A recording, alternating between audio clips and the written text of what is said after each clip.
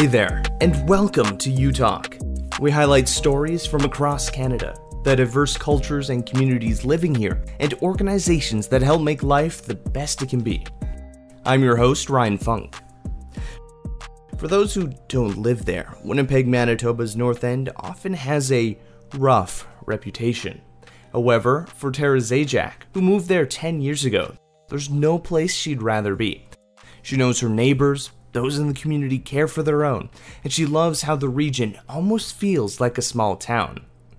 Tara is the executive director of North Point Douglas Women's Centre and told me a little bit about the amazing work they're doing in the community there. My name is Tara Zajac, and I'm the director of North Point Douglas Women's Centre.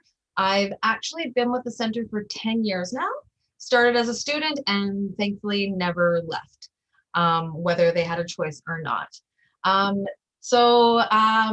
North Point Douglas Women's Centre actually originally started in 1999 as the North Point Douglas Women's Group. And it was just a group of women coming together saying that we need to do something for our community. So North Point Douglas is located between, let's see if I can get this right, between Main and the river, and then Redwood to Higgins or Sutherland. And so we're kind of on the other side of Main Street compared to the rest of the North End is all on the other side. And so back then they got together and they started talking about how there was no resources in the neighborhood. And yes, there was a lot, especially on like Selkirk and in the North End, but Main Street was a huge barrier. And being that North Point Douglas is a low income community, a lot of our families do live in poverty, it wasn't accessible. Transportation was a big issue. A lot of people don't have vehicles. The bus system isn't always the best, so they couldn't get over there. So they started getting together at Norquay School. And then with the help of, let's see if I can remember to name everybody, the Social Planning Council of Winnipeg, North End Community Renewal Corporation, bylaws, police, fire inspectors, public health inspectors, they actually shut down, the building that we're in right now used to be a store. And the guy was known for selling single diapers at a ridiculous cost price, selling substances he knew were not going to be used for their actual intent. And then there was also a lot of family violence in this building as well, and in their home. So they were able to get him out of the building. And with the help of North End Community Renewal Corporation and Social Planning Council of Winnipeg, they were able to purchase the building and make it the center that it is now. So our doors officially opened in 2002. It's amazing. And it started with 0.5 of an employee. And I would just like to say your memory, that's amazing that you're able to remember all those names. I know when there's a list of things, my brain just goes blank instantly. You know what? I feel very thankful to be here, and being a North Ender myself, I'm like proud and true. And I love our story. I absolutely love the story and what we've become, and any excuse to talk about it, my memory just clicks right in and I can just babble off. Mm-hmm. Yeah, kind of coming from this not so great situation to become this centralized organization that just helps the North End. Yeah, so the center has grown a lot over the years.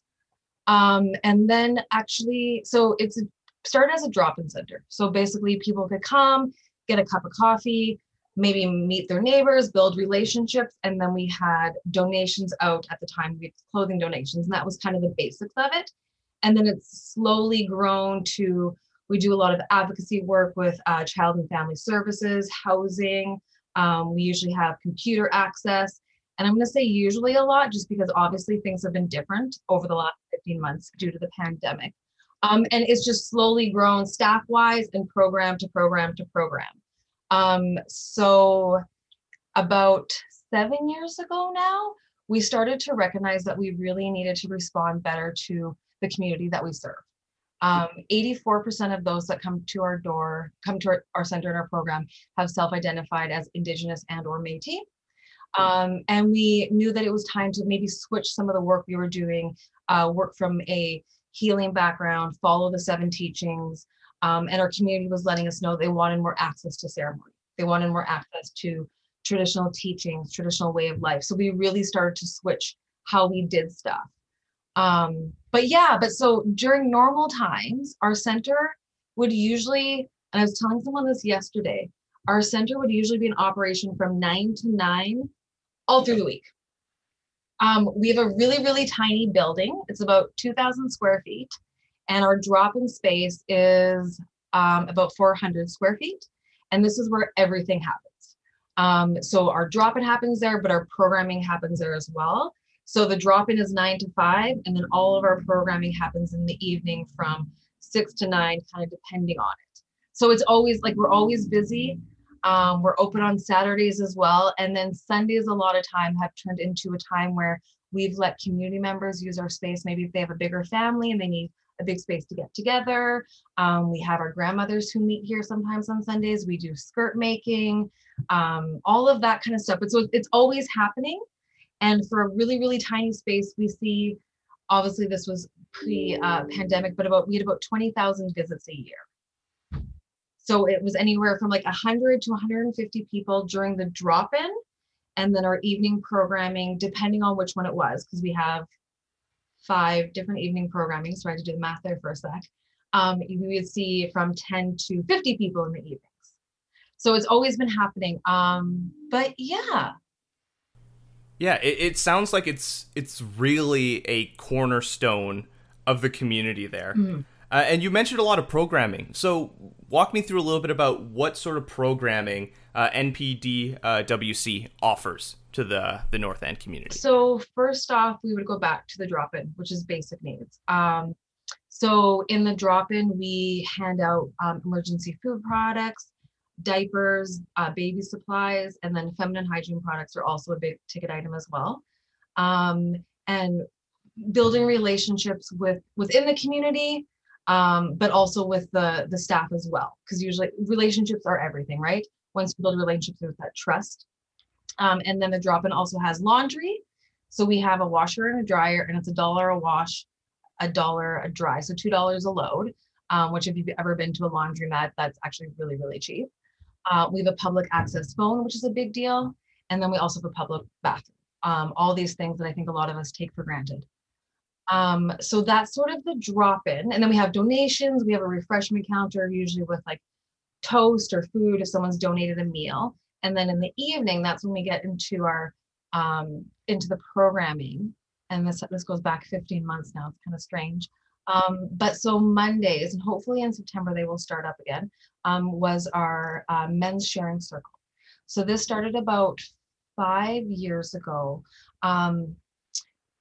This is kind of confusing, but so on Tuesdays we have our Red Road to Healing program, which is healing from domestic violence, and we also say family violence, recognizing that a lot of the families that we do work with have a lot of the intergenerational trauma, and it's not just partner and partner violence. There's also a lot of family violence that happens. We have this Red Road to Healing program, which was developed by Shannon Buck, who's an amazing lady, and we're very thankful that she's a part of our extended family. And it's a 10-week program. It's based on the 7 teachings, and it's working through that trauma and that abuse. And it's for women only. And it is, it's a closed group. People do have to sign up for it. So we had that on Tuesdays, and the women were saying that, so we've been doing that for about 8 years now, and they were saying that there was nothing for the men. Yes, men are allowed in certain hours, and they could access certain things, but part of the problem is that the men were still reliving a lot of the past, hadn't anywhere to heal or anything like that. And a lot of our women, and I'm myself having been a victim of domestic violence, we're still with the partners that were abusing them, or maybe at home, and recognizing that, it's not always easiest to leave a partner. So we actually started a men's sharing circle. So the men would have a safe space. Sorry, I get like goosebumps and I want to cry, but like a safe space to come and to talk and to heal.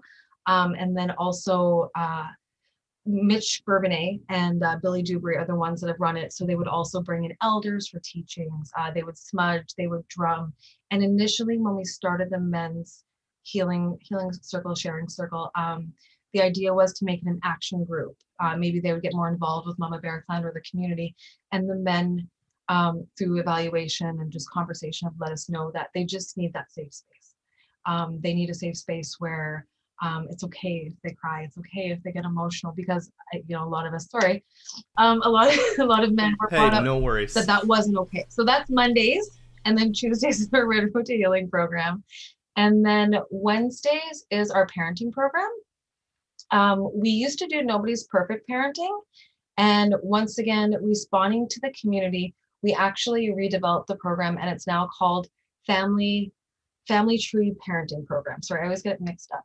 And so we actually took Nobody's Perfect Parenting and then the Indigenous traditional parenting, and kind of with a lot of evaluation and collaboration made this little mesh of the two, because parents were telling us a lot of them needed the Nobody's Perfect because maybe they needed the certificate to show child and family services, or they wanted to learn how to be better parents, because maybe they weren't taught necessarily all the skills that some of us were, but they also wanted that traditional side. So we started doing that. And just to give you like a feel, when we were doing Nobody's Perfect Parenting, we would have 5 to 7 people. And as to now, because we're actually still running it online via Zoom right now, we had to cut it off at 20 people, and we have a waiting list of another 20 people. So doing the adjustment in responding to the community was huge, and it means more people are accessing our programming. It was great. And then Thursdays is our Women's Warrior Circle. And they also still meet via Zoom, and hopefully now with the restrictions changing, they will be Yeah. in person again. So they're pretty excited. They just meet at McEljean Park down the street from us. But so this came also from, we've had a lot of women that were, once again, going back to the Red Road to Healing program and also the drop-in, that were saying they wanted more. They wanted more space to be free, to be able to share and talk, but they also wanted to take some action. They didn't want it just to be about healing or sharing circles. So Women's Warrior Circle, they actually were the ones that helped develop and start our Mama Bear Clan. So Mama Bear Clan actually came out of this amazing group of Women's Warrior, and like so glad they continue on with us. But so they were the ones that started Mama Bear Clan, helped develop Mama Bear Clan. Still to this day, they do fundraising for Mama Bear Clan. They also actually do their own fundraising for themselves as well. They have a drum group now. They do teachings. They do medicine picking. And they're just this amazing group of women. So that's Thursdays. And then Fridays and Sundays is our Mama Bear Clan Patrol. So our Mama Bear Clan Patrol, the way I'll use Mitch Bourbonnet's words, it's a hug for the community. We're not there. We're not security. We're not doing any vigilante. We're just there to check up on people. We have been very fortunate with donations that we hand out 100, and this is even during the pandemic, 100 bag lunches. And then they hand them out. They pick up needles. If it's during the winter time, we have jackets and scarves and mitts, and they just walk around the community checking up on people. And the Mama Bear Clan, the captains and the volunteers, they're really there. Like, they're coming from their heart. It's a lot of heart work they're doing. And it's just to be there for the community and see what we need, and maybe adjusting what we take. Like, we started taking safe sex supplies out because they let us know they needed these supplies, and we'd much rather have people be safe than not be safe. And then during the pandemic, Mama Bear Clan's really been doing a lot of the outreach on, I hate to say education, but informing people about the changes, whether it was the changes in restrictions or the vaccines or whatever, because a lot of our people that either come to the center and or that Mama Bear Clan see don't have access to the computer and their smartphone and all of this sort of stuff, right? So they didn't know stuff. But yeah, so that's like a really quick little glimpse of what we do at the center, and I'm missing 500 things. Yeah. But all of this, like, everything we do has come from the community. I always make the joke with people that, like, I could never even change the color of the bathroom if I wanted to without consulting the community. But that's just, that is truly how we are. We're literally, we were doing flooring a couple of years ago and we had the community like, which one do you like the most? Because this is their space. this is their center. And that's who it matters. That's what we're here for, right? So yeah, so that's a little blip of what we do. Like you mentioned, action oriented, getting involved in the community, making a difference. And for many people, like, they just hear about the North End, like, oh, it's scary, don't go there. But it's like, there's people living there. This is their community. They've been there their whole lives. So I was brought up in North Kildonan, Nova Scotia and North Kildonan. And I chose to move back to the North End. My dad grew up in the North End, so I've lived here for 20 years now. And when I started at this center, I lived in the area for 10 years, but hadn't really been too involved in the community. And then I started at this center.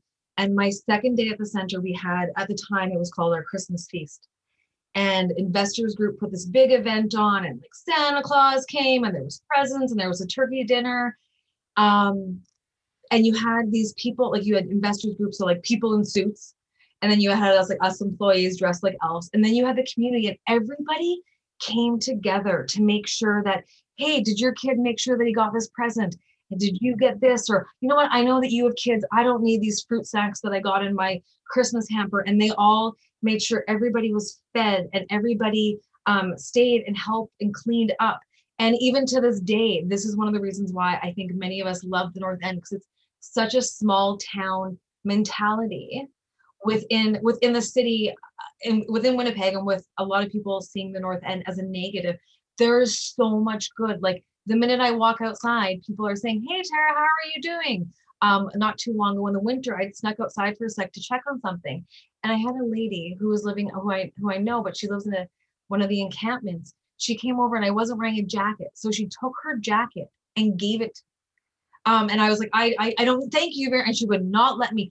But people, I think a lot of people, they have this conception because of what they see on the news and what they read, that it's not a safe place. It's not a good place. But working in this community and also living in the community and raising a 10-year-old boy on my own, I know my neighbors.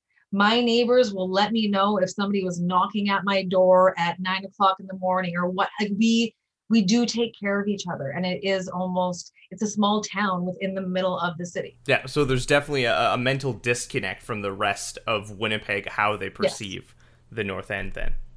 So you talked about the side of your space and something exciting that's going on, the Great Canadian Giving Challenge. What exactly is this, and kind of the exciting news of what can come out of it? Great Canadian Giving Challenge is something that Canada Helps puts on every year. And basically is trying to get people to give more. And for every $3 that charities get, we get one kind of ticket in to win 20 grand. And so we do this every year. We've done this for the last 3 years, I believe. And this year we decided to do it for our capital campaign. It's kind of, we're calling it like a soft launch. So like I had mentioned, our building is 2,000 square feet. It's smaller than a lot of people's homes in the rest of the city. And the amount that we squeeze in here, I joke and like you have to, you kind of see my office, like there's boxes there. Yeah. Every square inch is taken, and we need a new building. The center actually started a capital campaign in 2007, and for whatever reason it didn't happen. And then I had started to look into one in March 2020, and then the pandemic hit, so that got sidetracked. Yep. And now we're doing it, and we're just doing it. There's no more sidetrack. There's no more ifs, ands, and buts. And the big thing, so every $1 or every $3 people get gives us an entry to win 20 grand. But it's also just a matter to put it out there and let people know we are starting a capital campaign. So middle of July, there's going to be a lot more news. Like, well, it'll be like bam in your face. But right now, it's just letting people know, because anyone who's ever come to our building, like, it's unbelievable. And I'm not just saying this because I work here, but it's actually unbelievable what the staff and the community and everyone is able to do in this tiny, tiny space. But the fact is that we are on top of each other. We really have to, worry about who's using what space when, because like I said, the drop-in is our only space. So this is program, drop-in, board meetings, any other committee meetings, all have to happen. And we can't really grow much right now. Like our staff are on top of each other. Yeah, so it was just, it's time. And so we're trying to do this capital campaign. And I need to say to everyone that's given to the Great Canadian Giving Challenge, it's been amazing. We've almost reached our goal and we still have a week left. Fantastic. Yes. That's so cool. Yeah, having that space will just make it feel all the different, Well, almost. yeah, and it's our community, like they deserve it. They deserve to have a proper space where they can go, and whether it's, maybe there's a child minding room and they can get a little bit of a break from the children, or they can learn to cook, or they can do their resumes. We need it, but they deserve it. So hopefully, in the next couple years, we'll be celebrating some breaking ground, or I don't know what they call it. Breaking ground or ribbon cutting, whatever it is. And then we also have the endowment fund. Yes. Which I won't lie, just because I'm not exactly, I don't know about other people, but investments aren't exactly my thing. So basically the endowment fund is an investment fund that it generates annual income through the Winnipeg Foundation. So to put it in terms I understand, is that we have given the Winnipeg Foundation funds, and they invest and they protect them for us. And then we're kind of like, and we get interest off of this, and that will go, right now it's just going to go to operational cost. Once again, this is something that the center has wanted to do, including the capital campaign too, for many, many years. And due to many obstacles, it was never able to happen. With an endowment fund, you do need a certain pot of money to start. And we've been, and once again, thank you to everybody. We have been so thankful. I'm going to start crying again. We have been so thankful over the last few years that we have really grown our donor base. Whether it's people's time or monetary donations or food or we are floored, constantly floored with the giving. And I want to thank Winnipeggers and Manitobans, because I know we're the most generous people, I think, in the world. But we've even gotten donations from like the States. We've had some from Europe.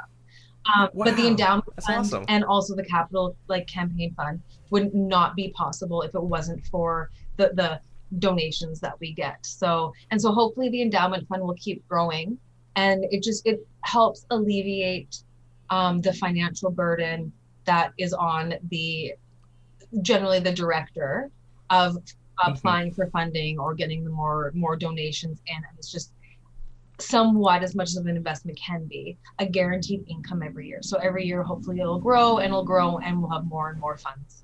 And like an investment in the center is an investment in the community. Thank you. Exactly. And this community is 120% worth it. Yeah. Of course. We've talked a lot about the programs, some cool funds and initiatives to help make the center grow and help with the community. But how can we as a community continue to empower women and women of color? I don't know how much time you have to talk, because this could be a really long conversation. Take as much time as you like. It's so I think from a center perspective, from an organizational perspective, a couple of the big things for us is, first off, creating a safe space for women and women of color. Oh my goodness, sorry. To be a space that is their own, a space where they are safe. They don't have to feel any threats or worry about threats coming in, but they can also continue to make their own space. I think that's really important. And then also, well, from a central perspective, it is about having, I'm losing my words right now. When it comes to, I am losing my words. Having inclusive hiring policies as well, right? That's a big deal. Especially when we do for us, when we do hire, we do try to hire people from the community. We want to hire people with lived experience, because you can only learn so much from a textbook. But so I think then from how can people support in their own community or in communities like ours, is to advocate. It's to take a stand. It's to support. I will support women and women in color. But call your local MLA or your MP and make sure they're standing up for the policies that they said they would, or call them out if they have voted on a policy that they probably shouldn't have.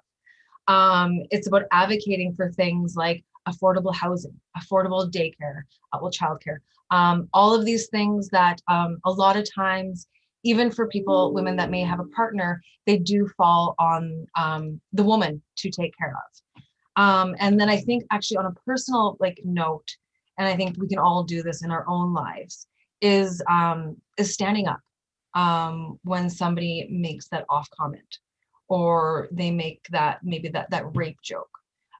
It's standing up and saying, this isn't okay. This will not be tolerated. And it's also, I will say, it's also educating our children. Totally think that it takes the village to raise the children, and our children are definitely mirror images of us. And I think as not even just as parents, but I think most of us have children at some form in our lives, and it's educating them. But I think the big thing is especially just standing up. Will say that I'm still surprised with some of the sexism and the racism that goes on. And ask people and volunteer, give your time. As much as I want everyone to donate or to come to our center and volunteer with us, or walk with Mama Bear Clan, or bring us a box of tampons, which organization works for you? Who is speaking to you, and how you can help them out? Whether it's our center, or maybe North End Women's Center, or Andrew Street Family Center, talk to them, see what they need, but support us, because it's tough. Yes, I think that's it. Yeah. Yes. Yeah, hearing the stories of individuals, and it's something, me as a white guy, that I will never understand. I don't get catcalled on the street. I don't get harassed for the color of my skin. So yeah, especially for me, I find it's great to hear about the stories of individuals and what's going on. Yeah, and I think another thing is, and I'm also I'm white female, but it's also challenging ourselves. I think that part of it is, some of us may not realize some of the beliefs that were instilled in us in a young age, whether it's through our family or also, I should say, education as well, especially with the current news that keeps coming up regarding the residential schools, is education. I know for myself and a lot of the people that I work with in my life, we didn't learn about that in school. Residential schools were not brought up, and if they were, residential schools and the treaties, they were all a good thing. And now I find myself actually learning with my own child about things. It's educating ourselves also, and challenging our own beliefs, because the fact is, a lot of us, we may not realize it, but we may have some undercurrents of sexism and racism in ourselves. So you mentioned a number of ways, there's monetary, volunteer. How can we continue to help support not only the center, but the North End? Once again, I call people and ask people. Things do change so fast. I will never, I can't think of any nonprofit, but all of us could always use monetary donations. That's just a fact. I don't think a lot of people actually understand necessarily. I know I didn't know how nonprofits worked before I came into this world exactly. But we depend on the monetary donations, and we are the most frugal, stretch a dollar, it's amazing how we spend our money. But from there, it's donations too. People, and especially, right now it's the heat. So bring a case of water. People always need food. A big thing actually right now that we've been handing out is pet food. Because people have cats and they have dogs. And maybe, because dog food can be kind of expensive. And I hate to say it, but for a lot of us, our dogs are our best friends. But it's giving us donations of monetary stuff, non-perishable food items, and time. I love people's time. It's hard during the pandemic. Things are starting to open up. So like our Mama Bear Clan, starting this Sunday, will be accepting volunteers again. Another 10 volunteers per night. Yes. But your time, your time is so valuable.